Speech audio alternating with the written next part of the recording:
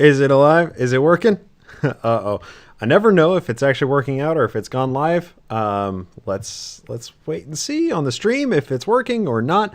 If all the tech difficulties are worked out, we have some regular kinks that we have to kind of work through here. Some tech difficulties. I know the last live stream, the audio was kind of messed up. It sounded like digitized and lower than regular. It takes time figuring out all these things. Anyway, I think it's working. It looks like we are live on YouTube live stream. This is for May of 2020, May 11th, 2020. We are doing a live Q&A for any questions that people may have. And yeah, I have a few questions compiled here on a document that I'm going to work through. And if you are tuning into this, you probably know that I have the ability to just talk and talk and talk.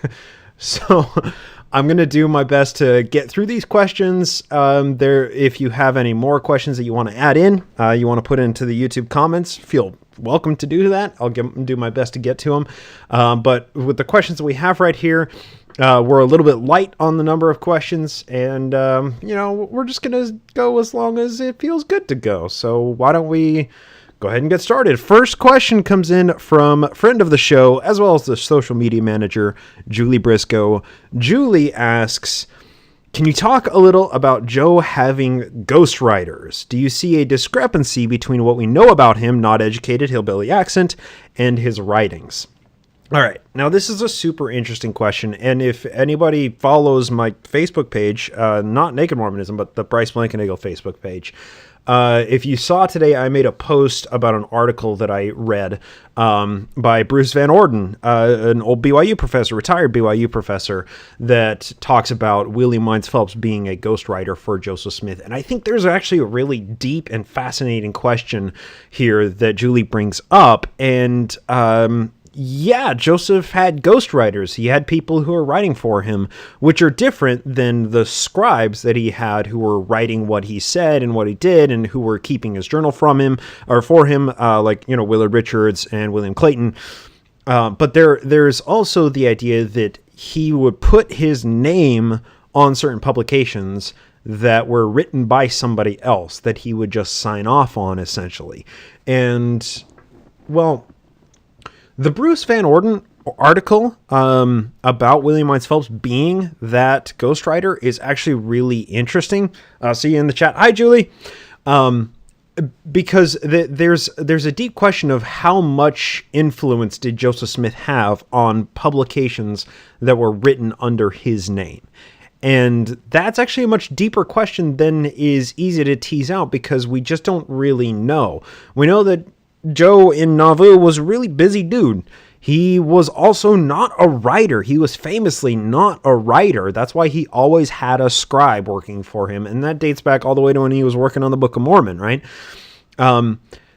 His writings, the very few writings that he left that were in his own handwriting, that were his own words that he wrote on his own time, are very, very scarce, and his writing is terrible. He has a hillbilly accent. We say hillbilly. It was a melding together of like a ye olde English with kind of like a hick Bostonian type of accent. It's an accent. It's a dialect that doesn't exist anymore today, and we just don't really have much of his own writings from his own words to judge what he's talked like and how he spoke and what his writing process was like. And that makes it really, really hard to figure out the type of guy he was and his writing style. And the deeper question here too is the sermons that are attributed to Joseph Smith. They're spiffy, shiny, perfectly clean. And if you listen to the Naked Mormonism podcast, especially in Nauvoo, we've been reading a lot of Joseph's sermons. They're short sermons. When it will record that he spoke for an hour and a half, it'll take us 10 minutes to read through one of his talks, right? And we know that that's because somebody was furiously writing as he was talking. They missed stuff. Other people who may have been recording next to that person may have heard something that the first recorder didn't hear.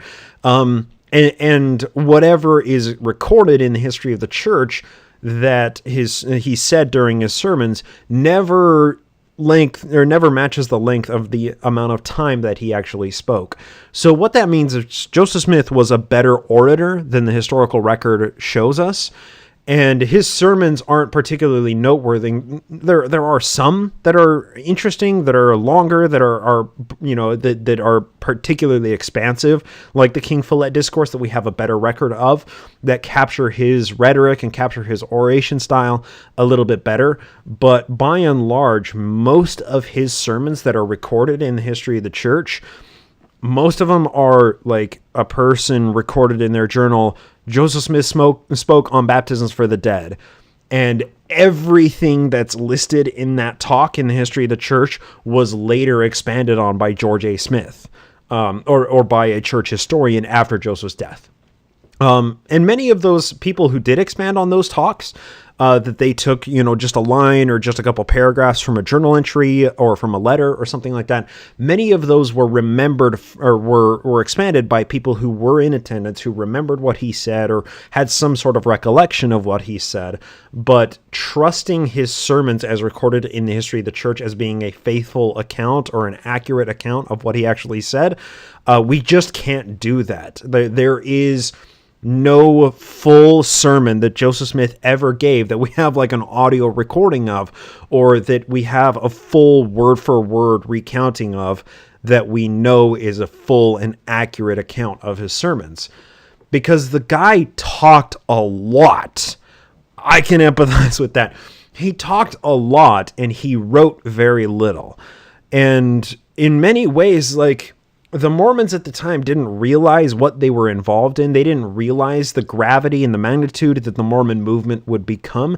They had dreams and aspirations, as did Joseph Smith himself, but they didn't realize the way that history would look back on their lives. And when Joe was just given a sermon every Sunday, you don't make record of that. Nobody cares. It's like, yeah, we had a good sermon today. It's not like the church today, where every single talk that is given by a general authority is pre-scripted out. It's run through the correlation committee for weeks ahead of time. And then it's, they speak it into the camera at conference, and then the transcript and the video of it are available online immediately after the talk is given. That just doesn't exist. That's just not how it worked back then. So we don't have an accurate account of what he said, how he spoke, and kind of what he even sounded like. And in many ways, that helps historians now, because we can look back on writings that are attributed to him. We can look back on particularly publications in the Times of Seasons that bear his name, that he was the editor of, but he was in many ways not attached to the actual process of the Times of Seasons, of the Nauvoo Neighbor, of the Wasp, of any church publication. He spent very little time in the printing office reading or writing or, copy printing or proofreading or anything that anyone was publishing in. That wasn't his thing, right? He just didn't like words. He liked to speak words, but didn't spend a lot of time actually writing them down. So that makes it really tough, but that allows us to see the stylistic differences in his talks that were better recounted, like the King Follett Discourse. And we can see his style, and that provides us a way of delineating between when it's when it's him talking, or when it is somebody that's actually ghostwriting for him, like in the case of William Wines Phelps. So that article from Bruce Van Orden was really, really fascinating, because it attributes a number of consequential doctrinal essays in the Times of Seasons, not to Joseph Smith, but to William Wines Phelps. And then the question enters our mind of, if something that was published in the Times of Seasons that we look back on as, a treatise on the doctrine of baptisms for the dead, or on the government of the church, or whatever the case may be, if those were actually William Wines Phelps' ideas, how much were those ideas influenced by Joseph Smith, and how much of those were natively Phelps's ideas that Joseph Smith maybe took from Phelps? And that introduces a number of larger questions, especially because there were specifically revelations on the government of God, on baptisms for the dead, and on a number of these powerful doctrinal and theological issues in Nauvoo Mormonism that may have just been influenced by a guy who wasn't actually the prophet. The Book of Abraham is a great example of this, right? Phelps was there in Kirtland when the Egyptian papyri were acquired, and he worked with Joseph Smith in creating the GAEL, the grammar, alphabet, and Egyptian language, that Joseph read from the actual scrolls, the papyri scrolls, and then gave his definition of whatever each of the characters in the hieroglyphics were. Phelps was one of the scribes. He was one of the three scribes. The other were Frederick Williams, and then was it John Whitmer? I'm trying to remember the three scribes that did the grammar, alphabet, Egyptian language. The third one is escaping me. But Phelps was one of those scribes who worked with Joseph Smith in basically creating or fabricating the Egyptian alphabet and the Egyptian translation, quote-unquote translation, that they used to write the Book of Abraham. And when Phelps became divorced from the church largely because of land dispute issues that were catalyzed by the Kirtland Safety Society, he was on the outs with Joseph Smith. And then when he wrote his letter to Joe asking to come back to the church, and he gets back to, he gets to Nauvoo and joins the Mormon movement in probably early 1842, maybe mid 1842. That's when we see an extremely vigorous expansion of doctrinal issues and these essays and these treatises published in the Times and Seasons and in the what became the Nauvoo Neighbor that used to be the Wasp. But after, Ebenezer Robinson took over the Wasp from Joe's younger brother, Crazy William Smith, that's when it started publishing. That's when it became the Nauvoo Neighbor. That's when it started publishing more, doctrinal issues and more essays and more, thought pieces and puff pieces and stuff. But to the extent that Phelps was involved with the original translation, quote-unquote translation of the Egyptian alphabet from the papyri, may serve to explain why the papyri, the Book of Abraham, was published in 1842, early 1842, possibly when he arrived to come and help Joseph Smith to get that project completed and get it published, get it out there for the masses, because it was a new piece of scripture that people were interested in. Because Joseph had said in 1835 that these are papyri scrolls written by Abraham and Joseph of Egypt, right? So people were wondering what those were for 7 years before he finally published those things. Phelps coming along in 1842, early 1842, and then finally being published marks what looks to me to be the beginning of Phelps's career as a ghostwriter for Joseph Smith. And it really is a fascinating way to look at Mormon history of how much is Joseph Smith, how much is the smart people that he was surrounded by. Phelps being one of them. John C. Bennett being another one of them. Alexander Niebauer being another one, right? Like, there were these smart people that Joseph Smith had by his side at all times, and to what extent the doctrinal developments that we saw in Nauvoo came as a result of those people's affiliation with Joseph Smith and them sharing meals together. That's an interesting question because in many ways that kind of negates the power of prophecy, doesn't it? If Joseph Smith's prophecies, if Joseph's theology and his revelations were spurned by questions and conversations or were influenced by people around him, then what do we need him for?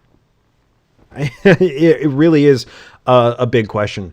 And actually, I'm going to use that as kind of a springboard point to pick up on a Reddit thread. And this was on the r/Mormon subreddit. And the question is, when was the sealing power restored?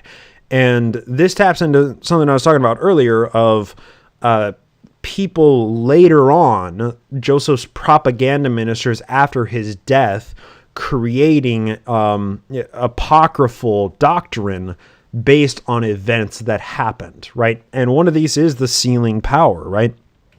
For Mormon historians who believe in the church, who believe in the power of the restoration and the keys and the priesthood and all of these concepts that are attached to an ethereal higher being, they need to have the sealing power started in Kirtland somewhere. But there's absolutely no reference to the sealing power until late 1843. Right, people being sealed together. We have the idea of the sealings that are happening in the temple now. When people are married, they are sealed to each other, or they are sealed to their children, or whatever the case may be.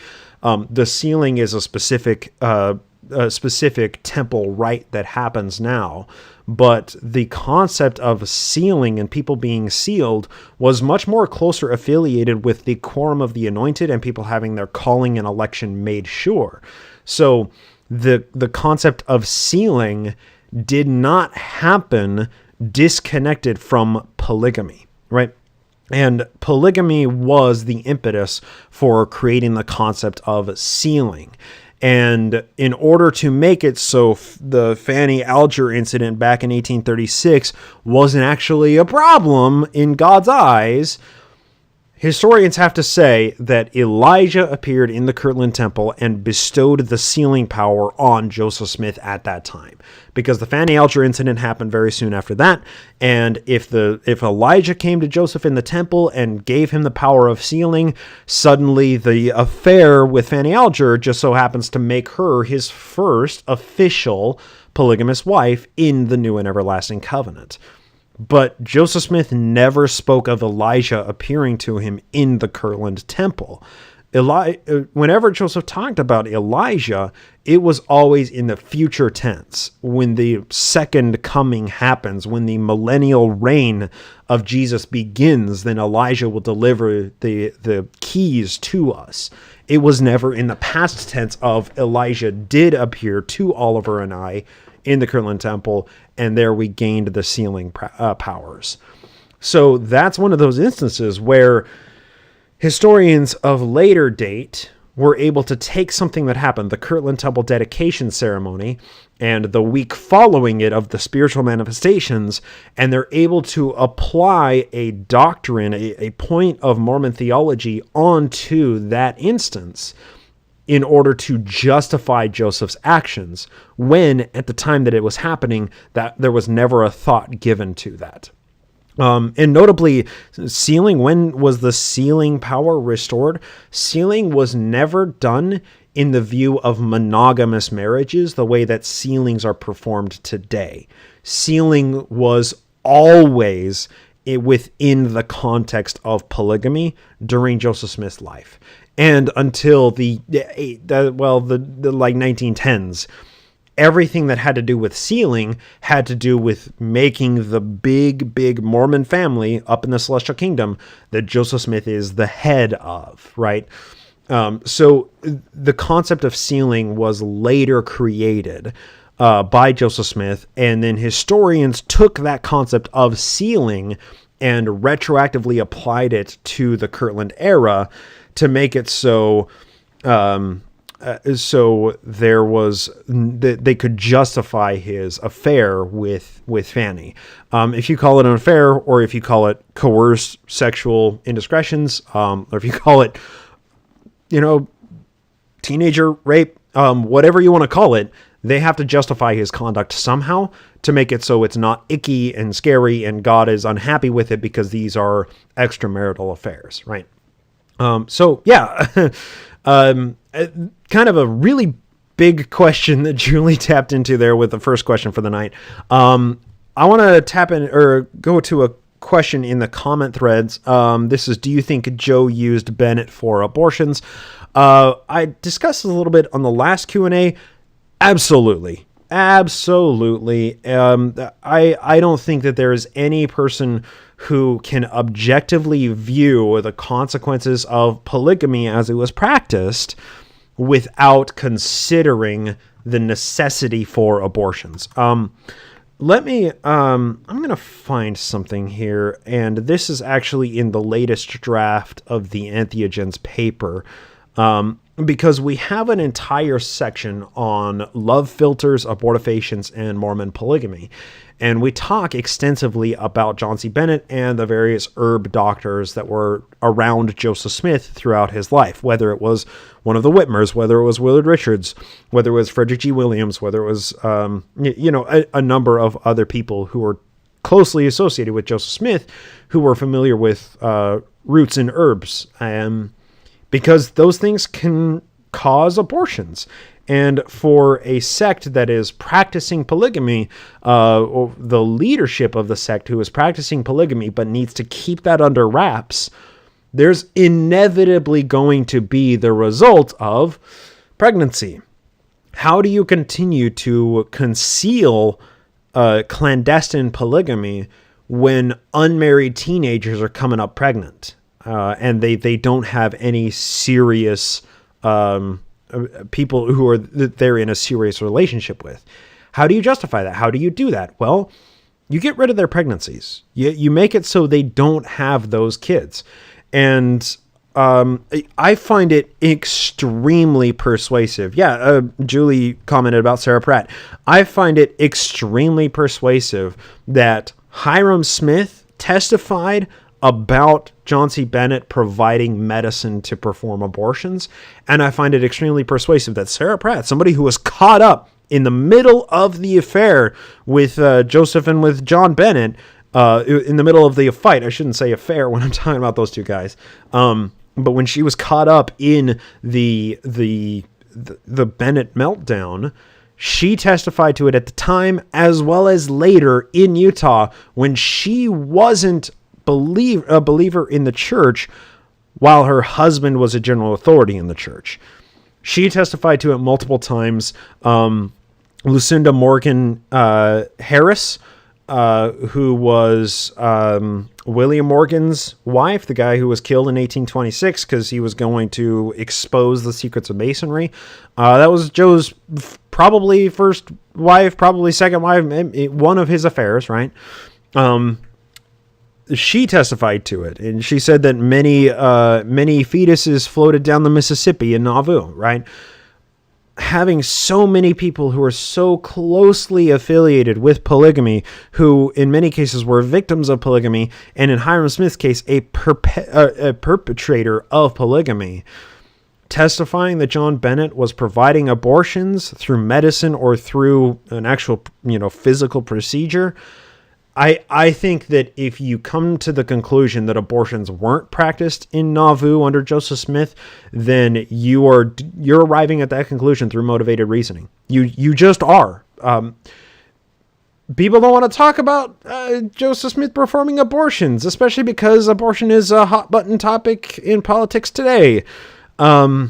And people don't want to think about the implications of Joseph Smith having abortions and what does that mean? And what does it mean for the women who maybe were coerced or were forced into having their kids aborted, having their fetuses aborted because they were trying to cover up polygamy? That introduces a lot of tough conversations for people who believe that Joseph Smith is a good guy or a moral guy or the prophet. But history often is something that we don't want it to be. Jared commented, I think, at Don Bradley, who thinks Fanny was pregnant. That's entirely possible. Quickly after the affair, she was taken away to Indiana. She was taken away from the Mormon settlement in Kirtland, and it wasn't long after that Joseph Smith was chased out of Kirtland, and he was removed from the leadership of his own church. He had to flee in the middle of the night because the persecution from the other church leaders became too much for him because he was such a dick. I think it's reasonable that Fanny may have been pregnant, right? It's entirely possible. And if Joseph Smith had yet to meet somebody who had training in obstetrics the way that John Bennett did, or knew of the right formula of herb medicines to affect an abortion, or he just couldn't convince Fanny Alger to have an abortion, even if he did have access to that information and that knowledge, it would make sense that she was taken away. She was removed from the settlement of Kirtland. It's a big question. It really is. Notably as well, in our paper, in our most recent paper about entheogens, about psychedelics in early Mormonism, not only do certain plant medicines cause abortions, but certain plant medicines are in pill form are date rape drugs today, and they went by a different term at the time. They were known as love filters, and a love filter could fall under a couple of classifications, to where it could be an aphrodisiac that causes you to become excited, or dick pills of the day, right?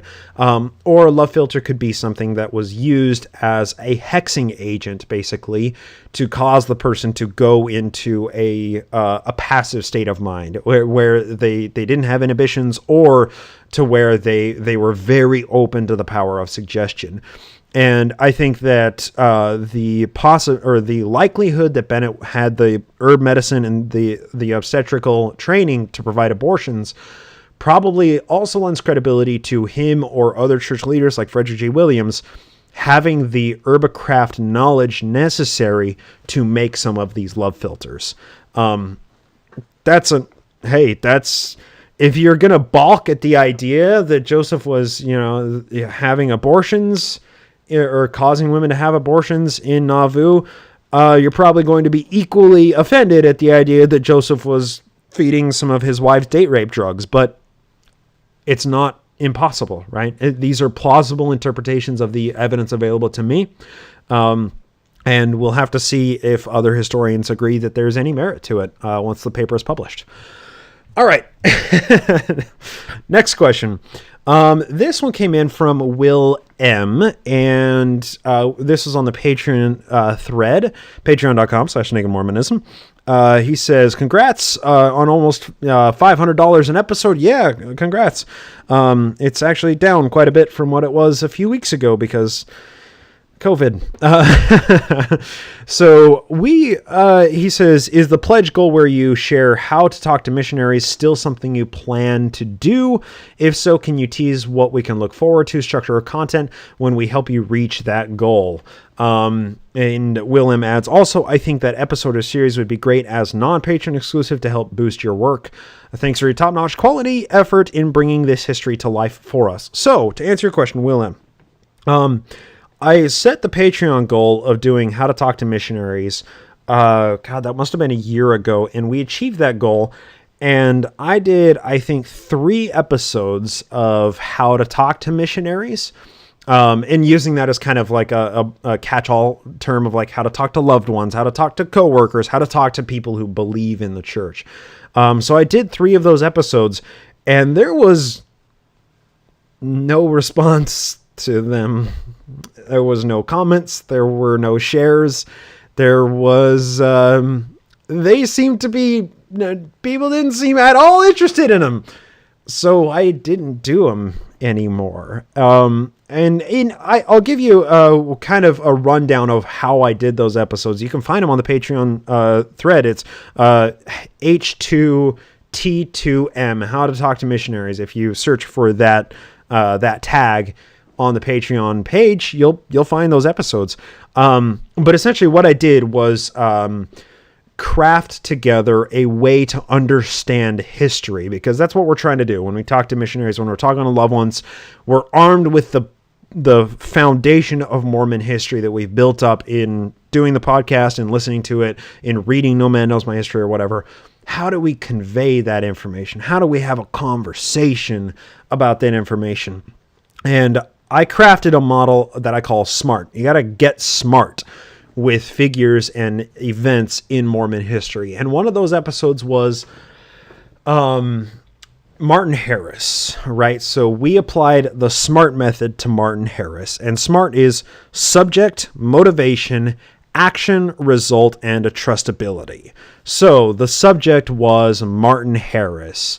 The motivation was, what was his motivation for financing publishing the Book of Mormon? And that was the action as well. What action did he do in order to satisfy that motivation?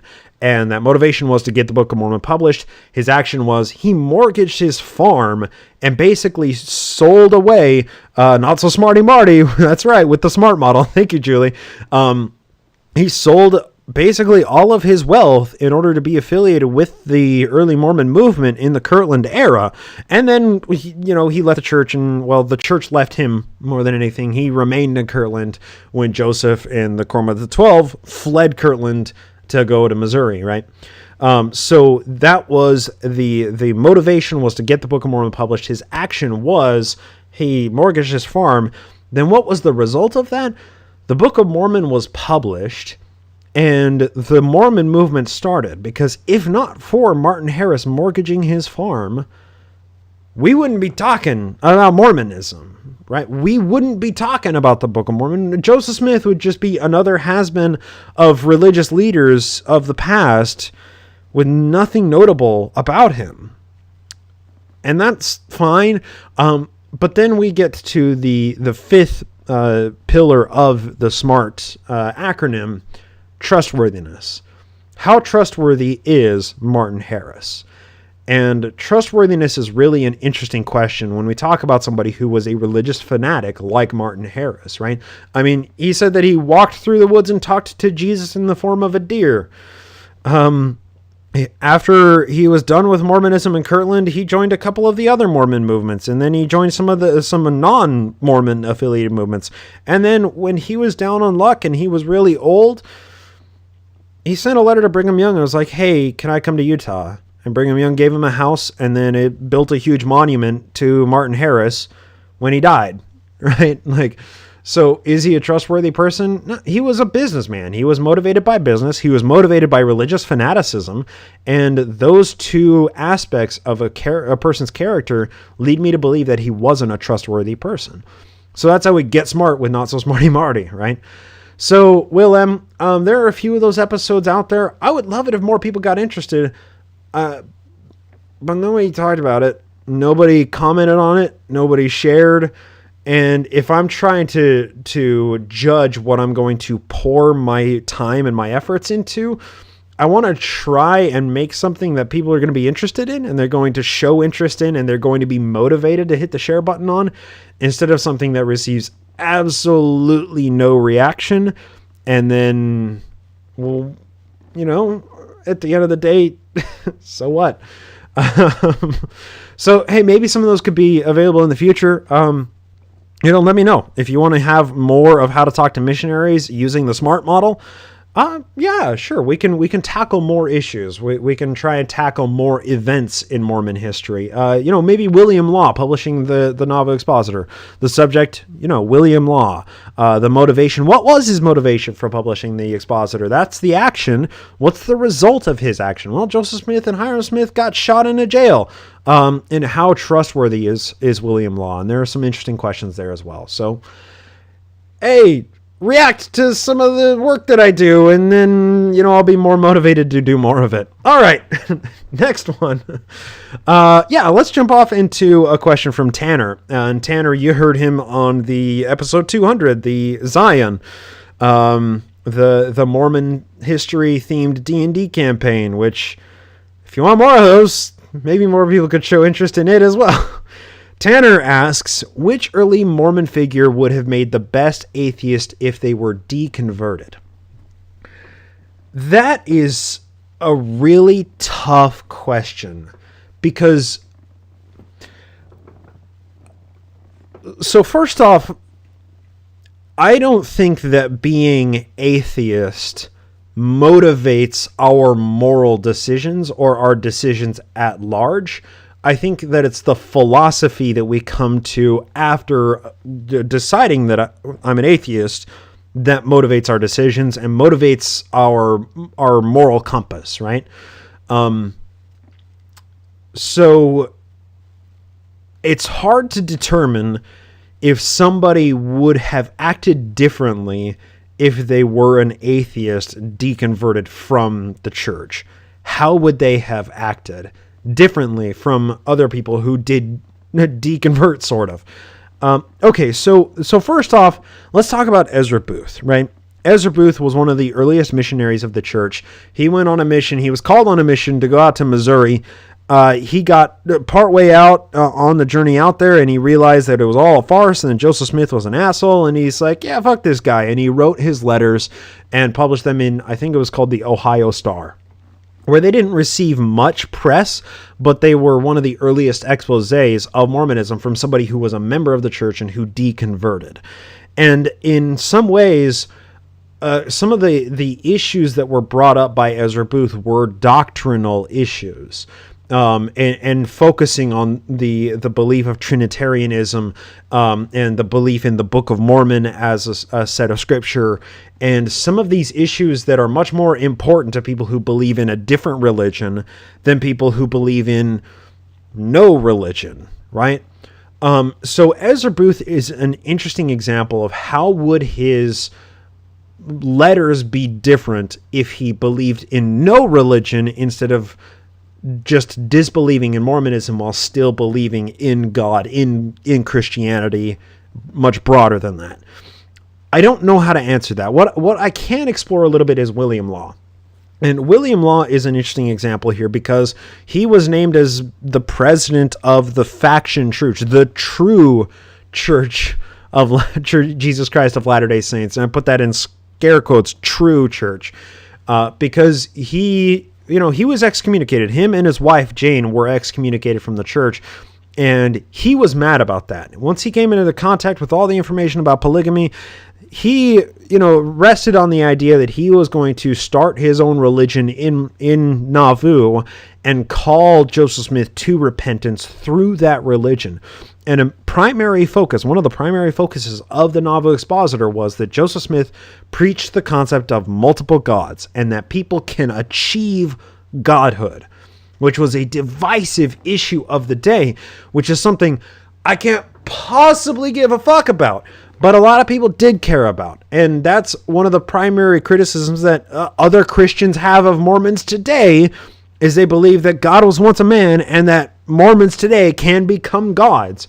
When at the end of the day, it's like some religious beliefs are wacky, but they're all equally untethered to reality. For a person like me who's an atheist, who's like, it doesn't matter what you believe as long as you're a moral person, it doesn't matter as much to me. But the Christians of the day, the larger Christian movements of the Adventists, the Seventh-day Adventists hadn't actually been had started. I don't think they were actually called the Seventh-day Adventists at the time. Anyway, the Millerites, the followers of Ann Lee, the Campbellites, the Methodists, all of these other sectarian groups were so offended at the concept that people could become gods, right? And that was something that motivated them. That was something that when we read like the Warsaw Signal, he calls like wretchedness, heathens, infidels, atheists, all of these slurs against Joseph Smith, because Joseph was preaching that people can become gods and have worlds without end. They can become masters of their own dominion. And that was so heretical. That was so antichrist of a teaching for the other Christians in America who were reading these exposés of Mormonism.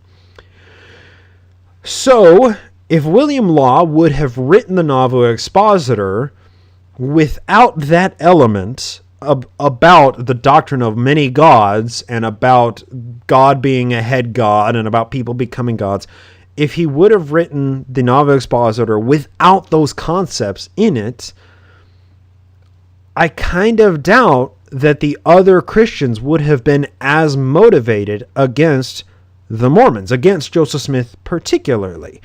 And that's because the Mormons were bad neighbors. They were horrible people to be around. They didn't pay their bills. They stole shit. They were bad neighbors. And then they raised their own armies. But there was always a religious component to the quote-unquote persecution that they suffered.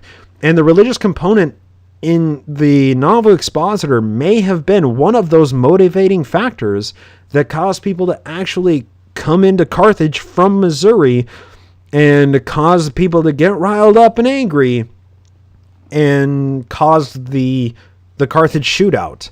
It's one of the many, many, many causal factors in it. If William Law had written the expositor without talking about that side of the doctrine, instead just focusing on the legal aspect, on Joseph Smith's presidency, and on polygamy, I don't think that it would have had as big of an impact and would have riled the people up as much. So, William Law, in my opinion, to answer Tanner's question, which early Mormon figure would have made the best atheist if they were deconverted, I'm going to have to go with William Law. And what that means is if we're engaging in this speculative history, if William Law wouldn't have incorporated the Antichrist, quote unquote, Antichrist ideas in the Nauvoo expositor that he did, would the people still have been motivated to kill Joseph Smith through vigilante justice? If not, then the dude would have lived out 1844, right? There would have been other... there would have been longer ramifications. Joseph Smith would have lived for longer, and he could have taken his movement to places that history never saw. So I think there are really fascinating thought experiments embedded into that idea if William Law would have been an atheist if he deconverted, instead of being the president of his own church that was back to basics Kirtland era Mormonism that he initially converted to in 1835. I want to read a couple of comments here. So Jeff is commenting on the YouTube thread here. Before, when I told my dad about the death of Alvin Smith possibly having something to do with Datura's use, he came back with it having been verified that mercury poisoning was the primary cause. And then Jeff adds, what exactly do I counter with? I haven't found much definitive information surrounding his death. So the information surrounding Alvin Smith's death largely comes from his mom, from the reminiscences in biographical sketches, which was recorded in 1845, wasn't officially published until 1852, and then it was collected and burned, and then wasn't republished until Joseph F. Smith in the early 1900s. Right. Luckily, one of the two copies of her original manuscript that she dictated survived. But and the differences between that manuscript and what was actually published by the church as biographical sketches are stark and numerous and very consequential. But she talks about the autopsy of Alvin Smith, and talks about the physician cutting him open and observing the blockage in his bowels and that it was gangrenous. That could have come as a result of mercury poisoning, right?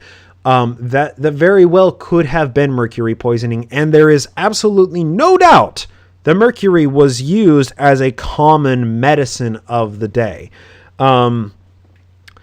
The question is then of, do we have unequivocal evidence that the physician who administered the medicine to him in the first place was administering mercury to him? And what were his underlying symptoms that caused him to fall ill in the first place that caused this physician to use mercury on Alvin Smith? That's a really good question, because Alvin Smith, according to Lucy, he just started not feeling good, and then he got worse and worse and worse and worse until he went into a fever, and then they called in the physician. But the way that Datura works is it blocks you up. It works like opioids in that it has constipation properties. So for somebody who maybe habitually or may have slightly overdosed on using Datura, it could have caused the blockage that caused the infection in the first place, that brought the physician in, who then administered the mercury, which was the final blow to him. But notably, it was a known symptom of Datura overdose at the time that it would cause the bowels to be inflamed and gangrenous, exactly as Lucy Smith recounted. That there's an 1823 botanical physician by, I want to say, Nicholas Culpeper, that describes, it's published in Boston in 1823, the year that Alvin Smith died, that was the primary symptom they found of people who overdosed and died from Datura, was gangrenous bowels. So the evidence available to us is he may have overdosed on datura. That caused him to have the blockage in the first place, that caused the infection, and then the mercury that was used to try and clean his system out was what did the final blow. Otherwise, he may, if he was given something else that was, a diuretic, that caused him to excrete whatever the blockage was, he may have survived. But instead, the mercury killed him. So there's not really a way to counter it. There's just a way of contextualizing what is the most plausible cause of his death to begin with. So hopefully that answers your question, Jeff. Comment from Lori: we can't become gods. That is gods apostrophe s, possession of God. Apparently, that is where the Mormons are wrong. I think that is one of the top producers of pride in the Mormon Church. Lori, we can't become gods. What's your definition of God? Or is it possessive, or did you mean to pluralize it and made it possessive instead? That's making a judgment call on specific theologies. You got no evidence for that. You got no evidence except for what the Bible says, and it's like, well, we got the Bible to contradict the King Follett discourse. Why would I trust either of them as being accurate? But as being one of the main sources of pride in the church, absolutely. Absolutely.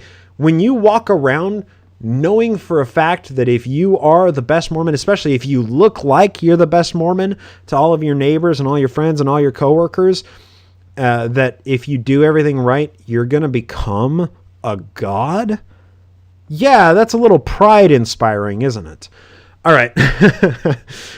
So this actually came in as a tweet from Sanguine Anon. I assume the Anon part is wanting to remain anonymous. So at Sanguine Anon, I won't say their name. And this person says, "Hi, Bryce. Will you consider diving deeper into, did Joseph Smith believe what he was saying in his last speech?" We discussed that last week. You said either view has merit, but I think it would give great context. What if he did believe he was the victim? And let me try and address that question, because there's a larger question at the center of that. And that larger question is, did Joseph Smith actually believe what he preached? But with his last sermon, the last sermon that he gave, harping over and over on the persecution narrative, just really pounding that idea into the Mormons, reaping the seeds, reaping the harvest, I should say, of the persecution narrative seeds that he had sown decades ago. Okay, so Joseph Smith is really tough to nail down, and when it comes to what he believes, right? Because he obviously knew that the Book of Mormon wasn't what he claimed it to be. Obviously. Is there any point in his history where that became a non-issue, and that he believed that whatever he said from the pulpit was truth because truth was so relative in his world? And that's a fundamental point here, is that truth is relative.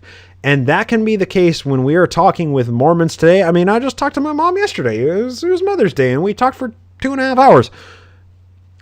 Truth is relative for a lot of people who believe in concepts that are unprovable, right? And there may be some... this is really a tough question. Did Joseph Smith believe that he was being persecuted? Did he truly believe that, or did he gin up the persecution narrative deliberately because he was trying to cover up something? And I don't think that those concepts have to exist separately from each other, because I think that Joseph Smith found himself in a position that anything he did, anything he says, anything that came into his mind was truth, because he was so untethered to reality. Whatever was in his mind was truth.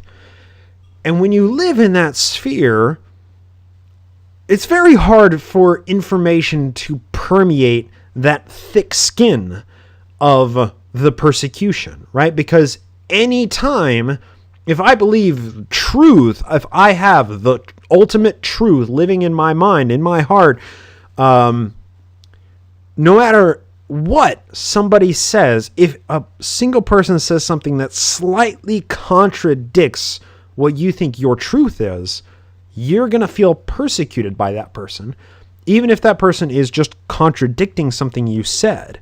And persecution in some ways can be a signal for us of cognitive dissonance.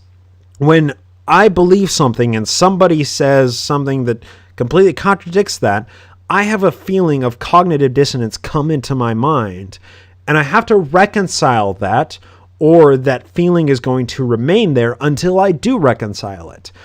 If I'm able to successfully brand that feeling as persecution, suddenly there's an explanation that I can live with.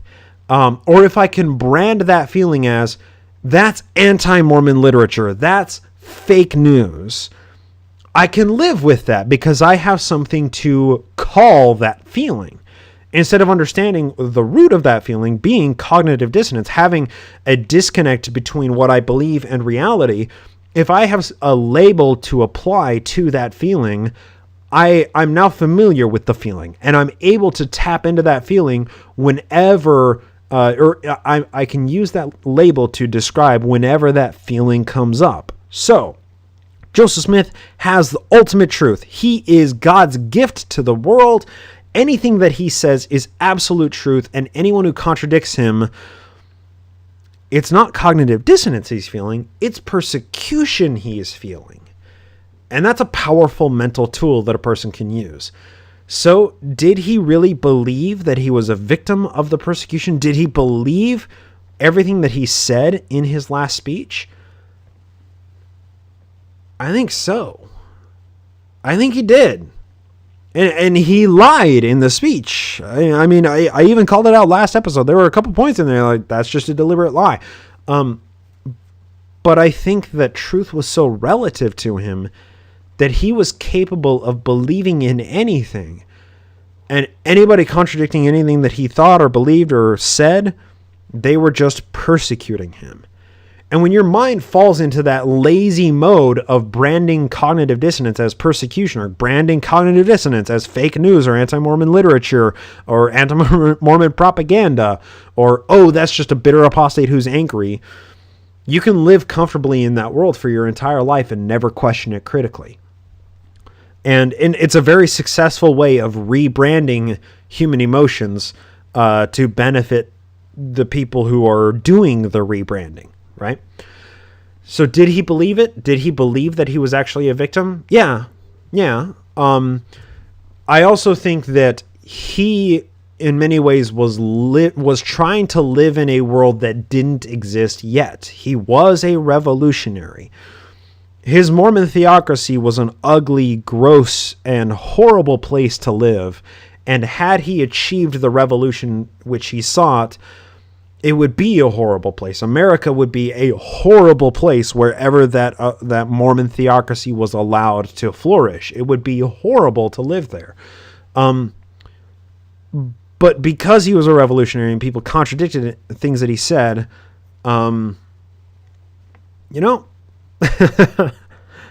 he was the victim of somebody contradicting him. I think he really did believe that. And that taps into the deeper question of, did Joseph Smith believe what he preached? And does any religious believer, or does any pastor believe what they preach? Does any theologian believe what they preach? Those are really deep questions that are really hard to tap into. And people try and see Joseph Smith as like an exception, as an exceptional figure, that like, he was so radical, his ideas were so controversial and so ahead of their time that he must be an exception to the rule. But the fact of the matter is, he taps into so many tropes and so many patterns of religious leaders, and specifically of cult leaders, that show he was not an anomaly. His movement happened to be the beneficiary of many historical anomalies, that allowed it to grow and flourish to be what it is today. But he himself was not an anomaly. He was just a cult leader. He was just a preacher. He was just a pastor. He was just a charismatic who people believed in. And those people exist all over the world. And we can learn a great deal about Joseph Smith by studying modern day cult leaders.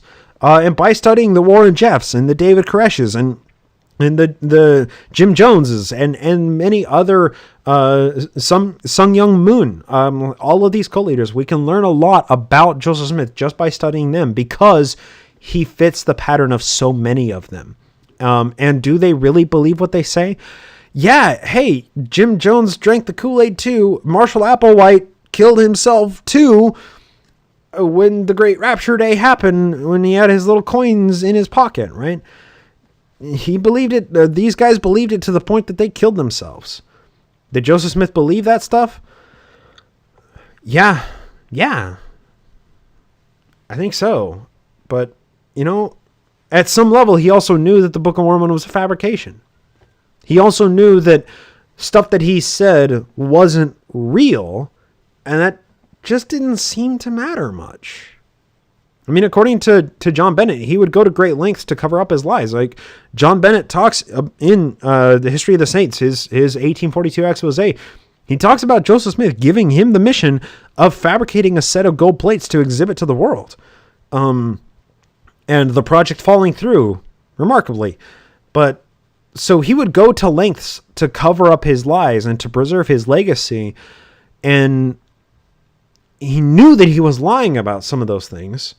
But then, once again, truth was so relative to him that reality didn't matter, because truth is whatever he made it.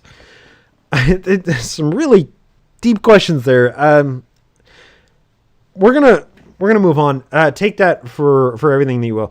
I think you would have a similar question if you nailed Russell M. Nelson down to a chair and got down to the fundamentals of what he believes, and did the same thing with Joseph Smith. I bet that you'd have very similar conversations with both of them, because they're both cult leaders, and they both believe in what they believe in, and belief doesn't matter when truth is relative. You can believe in anything. All right, so next question, and this is actually, I'm going to scroll through a couple of just the comment thread here. Okay, so this is the next question, and actually the final question that I have from people who actually asked questions explicitly. And wow, we've been going an hour already. Imagine that. I filled up an hour with 5 questions. Who could have thunk? This came in from Brian, and this is actually a Facebook message. And Brian asks, what was the name of the guy that actually saw a piece of whatever was under the blanket covering the plates? He would have been the only actual witness. And so that's a story that a lot of people may remember a little bit of, or they may have some kind of fleeting memory about. I've talked about it a couple of times on this podcast and on other YouTube channels and other podcasts. So there was a guy, Josiah Stowell, who testified. He was one of the early leaders of the church, or early members of the church. I call him Boss Man Joe in the early days of the podcast. He was called in to testify as a character witness to Joseph Smith during one of the 2 Colesville hearings. And Josiah Stowell talked about seeing the plates uncovered, and they were of a greenish cast.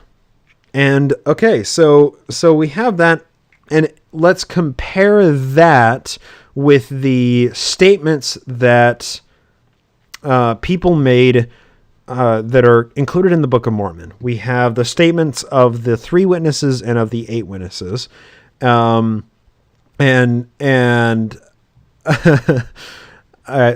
I'm trying to divide my attention reading comments and to talk at the same time and make it a seamless experience. It's clearly not working. We have the witness statements that were not actually, we don't have the document of these people, these guys actually signing their statements, their witness statements in the Book of Mormon.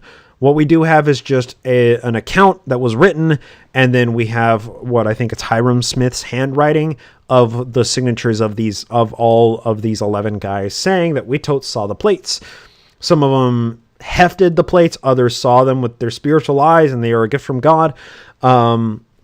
Anyway, if we're taking that statement, a testimonial to sell a product that's included at the beginning of that product, compared to a statement under oath from an eyewitness who was testifying to the character of the person who was being prosecuted, and it's in a courtroom, it's before a judge, somebody under oath. If we're juxtaposing the statements of the 3 and 8 witnesses, especially when we compare it to their later statements, to the statement of Josiah Stowell, an actual court document that says he saw the plates uncovered and they were of a greenish cast, as a historian, I'm going to side with the guy who testified in court every single time. I'm not going to side with the guys who signed their name to a piece of paper and then became the first investors into a pyramid scheme that made them all money and that they all invested their lives into from that point forward. I'm not going to take their statements with a whole lot of weight, but somebody who was not going to benefit financially, who was not affiliated with the publishing of the Book of Mormon itself, who was speaking under oath from court and was doing so as a character witness for the person who was under prosecution, I'm going to take Josiah Stowell's statement as factual every day of the week, more so than I will the witness statements published in the Book of Mormon. That's just how it works. So if that is an accurate statement, if Josiah Stowell did indeed see the plates of a greenish cast uncovered, that would make him the only actual witness. But that's not actually 100% verifiable, because I'm going to read a passage out of The Origin, Rise, and Progress of Mormonism. This is a Pomeroy Tucker book. Pomeroy Tucker wrote a couple of exposés about Mormonism. Tucker, of course, was somebody who knew the Smiths in New York and remained there, but then went on to be a reporter and write a couple of exposés. This is from Origin, Rise, and Progress of Mormonism, 1867, pages 30 through 33. This is just a fantastic quote. Got to have a little juice to wet my whistle here. All right. Quote, "An anecdote touching this subject used to be related by William T. Hussey and Azel Vandrover." Now, this is the statement from Hussey and Vandrover. "They were notorious wags, and they were intimately acquainted with Smith.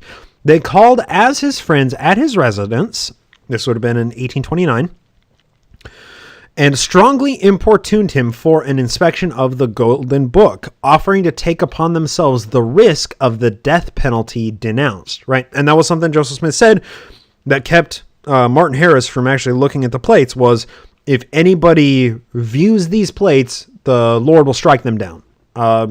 And Martin Harris apparently believed in that so much that he carried around a chest with the gold plates, the quote-unquote gold plates in them, and took them to Charles Anthon in an effort to try and sell the gold plates to Charles Anthon. And it was not successful. So there were people who believed that if they looked on the book or on the plates with their natural eyes, that God would kill them. So these two guys, Hussey and Vandrover, were friends of Joseph Smith and said, "Hey, can we come look at your Golden Book? We'll even take on the death penalty. Yeah, God's going to kill me. That's all right. I'm going to die a skeptic. That's cool." So I like these guys, right? Then it goes on to say, Pomeroy Tucker goes on to report, "Of course, the request could not be complied with, but they were permitted to go to the chest with its owner and see where the thing was and observe its shape and size concealed under a piece of thick canvas." This is the way that Joseph exhibited the place to a lot of people, including his father-in-law, Isaac Hale, who then summarily kicked Joseph Smith and his own daughter out of his house and said, "Well, you can't live under my roof if you have a book that I can't look at." Right? So that was Joseph Smith's calling card. That was part of the con, right? And Pomeroy Tucker goes on to say, Smith, with his accustomed solemnity of demeanor, positively persisting in his refusal to uncover it, Hussey became impetuous and, suiting his action to word, ejaculated, "Egad, I'll see the critter live or die," and stripping off the cover, a large tile brick was exhibited. "I'll see what's under that," and then he rips off the canvas covering the gold plates. It's a fucking brick, right?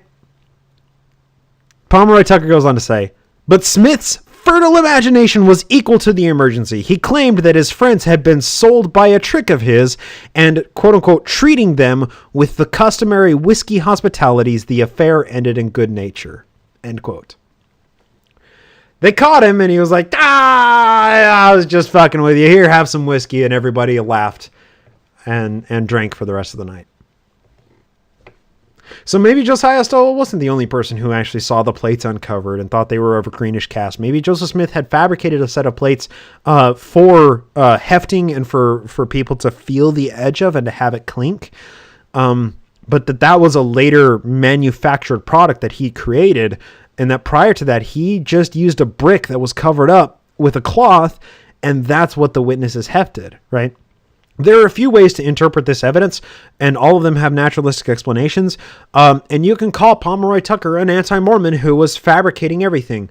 That's fine. We can talk about that, but then we have to judge his statements compared to the witness statements of the 11 witnesses.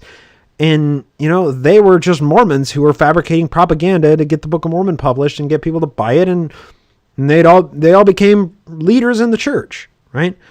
Pomeroy Tucker sold his books when he wrote this in it. He sold his book, The Origin, Rise, and Progress of Mormonism. It's a great book. So we got to take all of these people's motivations in together. And I just love the idea that these two guys, William T. Hussey and Azel Vandruver, caught Joseph Smith in the lie, and he offered them whiskey, and they drank and had a good night. And they all laughed it off. It's a fascinating quote. Anyway, okay, so I'm just reading YouTube comments. I'm sorry for the dead air. So Jared commented on the stuff that I was saying earlier. Explains why Joe made Nephi have the power to shock someone dead if they touched him. Yeah, and for a middle child who's constantly getting beat up on by his older brothers, like Nephi was, hey, who doesn't dream of having that power? There are all times when I wish that my touch would shock my older sister when she was beating on me, I would have the power of Nephi. It never worked, but I wish for it to work. So yeah, Joseph Smith probably came up with that, and it seemed to work for some people. Jared Rumler, it is Pomeroy Tucker's expose from 1867. It is titled Origin, Rise, and Progress of Mormonism. You can find it on archive.org, full PDF copy of the whole thing. That is pages 30 through 33, where it talks about William T. Hussey and Azel Vandruver. So if you want to just look up whiskey hospitalities, if you do a control find and look for whiskey hospitalities in Origin, Rise, and Progress of Mormonism, you'll find the passage from there. You'll find the whole story. All right. Yeah, you gotcha. So that's all the questions that we have that I compiled from all the patron thread, from Facebook messages, from tweets, and from all of that. So if you have any other questions, put them up. If not, I have a few other threads from the Mormon subreddit that I can talk about, but those aren't questions from y'all, not you guys, but from y'all. And I want to keep this confined to just Q&A. You ask a Q, I try and give an A, even if we end up spending over an hour and 10 minutes on 5 Qs with rabbit trail tangenting off of rabbit trail, off of rabbit trail, off of rabbit trail for 5 As. Y'all knew what you're getting into when you decided to tune into this or listen to it afterwards. I can't shut up. All right, let's go ahead and call that there. Let's call that completion for the Q&A. it seems like people enjoy this. There's been a good amount of feedback in the comments and a number of questions that have come in for me to answer. Why don't we go ahead and do these, especially during lockdown? Why don't we try and do these monthly? And I'm going to do my best to try and keep to, sometime in the beginning, middle of the month as this is. And, more questions, always. However many questions y'all give me, I'm going to get through, even if it ends up streaming for 2.5 hours because I can't shut up. Totally cool. Next time that we do the Q&A, I'll give more notice. I'll give a week for the Q&A thread on the Patreon page and on social media. We'll do some more pushing it. Julie and I will both do some more, tweets, Facebook posts asking for more questions. And I'm more than happy to expand beyond this, beyond just, issues in early Mormon history like this, any stuff the modern day. Even if you ask me a question that I don't know and it requires me doing a little bit of research beforehand, more than happy to do that. Absolutely love it. Because, I want this to be more reciprocal than it has been for quite a while. Ask me your questions. Ask me your questions. It's a call to action. It's what you do to build community, I hear anyway. So thanks everybody for tuning in. Thank you so much for listening to the show. Thanks to all the patrons who support the show at patreon.com/nakedmormonism. Y'all are awesome. I hope you're staying safe and staying sane during lockdown orders and quarantines. And wash your hands and stay happy, stay sane, and be kind. Yeah, be nice, be kind, and be happy. Take care, everybody. See you later.